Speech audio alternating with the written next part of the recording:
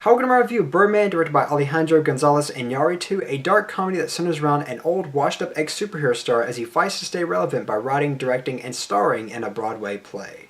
Okay, so Birdman is the kind of film that I've been pretty excited to see for quite some time now, ever since it's been getting a lot of incredibly positive buzz. A lot of people have been saying that this is not only one of the best films of the year, but in fact the best film of the year. And it was just yesterday I was checking Rotten Tomatoes to see if they were ever going to come to my local cinema, and I was just completely ecstatic to see that it had finally arrived. And typically with these kinds of films, I don't get to see them in the cinema because I live near a multiplex that doesn't really cater to the art films.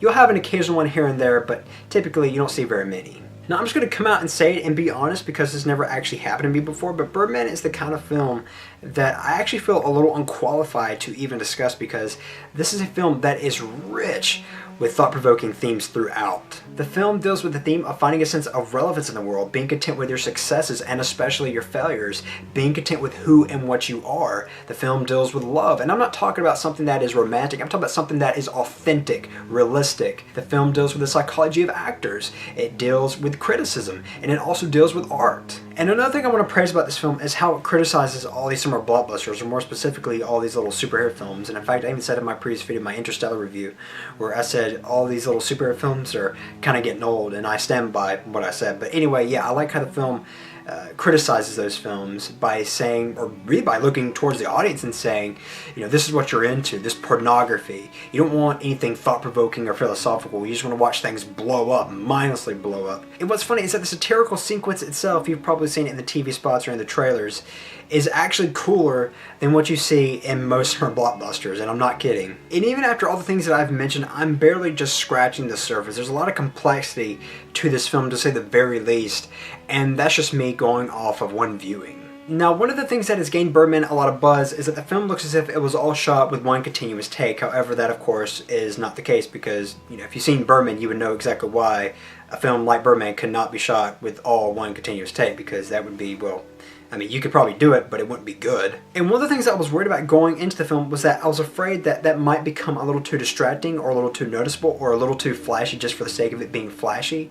And you do notice it for like the first 5 minutes, but after that, it just starts to blend in with the film. And not only that, but the cinematography is freaking brilliant. It's done by Emmanuel Lubezki, who did Children of Men and Gravity, both mind-bogglingly great-looking films, and this is no exception, and he will most likely get an Academy Award, or his second Academy Award, for his cinematography. And the purpose that it serves is that it serves as a device for immersion. As you're watching these characters chit-chat in a room, or you're watching them walk through the hallways of the theater, you feel as if you're actually with them, you're a part of the atmosphere. And when things get kind of chaotic in the film, you know, with the Michael Keaton character, you feel as if you're actually inside of his head. Just like the characters who are always moving, whether that be physically or mentally, the camera is always moving as well. It has a life of its own, and it's just amazing to watch. In closing with the cinematography, the way they give off the illusion as if this entire film was filmed in only one take is that the camera would basically pan on or land onto a certain object, then cut, and then start up an entirely new scene, which I might add was done in such a flawless way. I mean, it's amazing to see how well they pulled this off. Now, there is one scene in the film where you can tell basically like, okay, yeah, that was a new cut, was when Naomi Watts is walking out of a doorway and her hair just kind of slightly changes volume, and that's when I was like, okay, yeah, they totally cut that there. But really, in terms of, unless you really know like how they actually did it, you know, with the whole panning technique, you really wouldn't have known. Another thing I want to talk about are the performances, and a lot of which are actually some of the best performances I've seen by these actors. And when I say that all the performances are superb, I mean that all of them are superb. Zach Galifianakis, Andrea Riseborough, Naomi Watts, Emma Stone, Edward Norton is brilliant, and of course, so is Michael Keaton.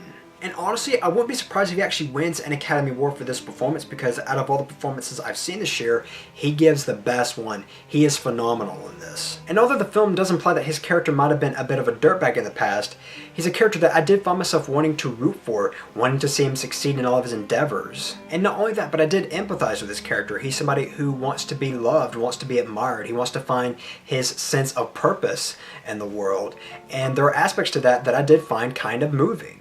And speaking of great performances, Emma Stone, this is by far the best performance I've seen from her ever. I was actually pretty impressed to see what she did in this film, because it's one of those performances to where you don't see the actor, you see the character. And I think she did a pretty good job with that. And lastly, I have to mention Edward Norton, who plays this very arrogant, method-acting thespian who you kind of like, yet at the same time, though, you very much despise because he's a complete and utter douche.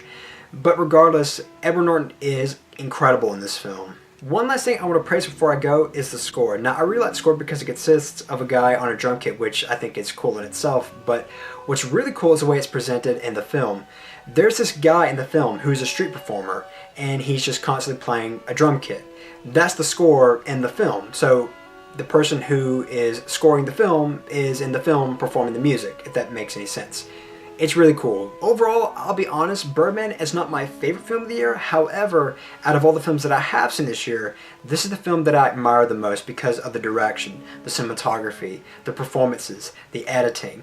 All these aspects, and I mean this in every single sense, are extraordinary. This is an incredible film, and if you're somebody who is a true cinema lover, you love art, this is something that you have to see if you haven't already seen it. I'd be lying if I said that I've ever seen anything quite like Birdman ever before. So with that said, I'm going to give Birdman a very low, but very much still, 5 out of 5. It's a masterpiece. You have to see it if you haven't already.